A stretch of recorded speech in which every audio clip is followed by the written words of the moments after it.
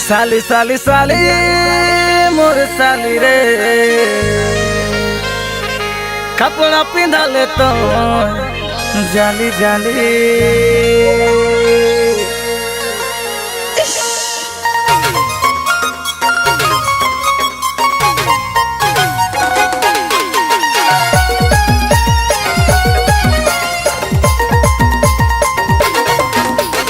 साली मोर नोटी नोटी जैसे आलू चाप लागे, होंठे तो लिपस्टिक जैसे मलाई लागे।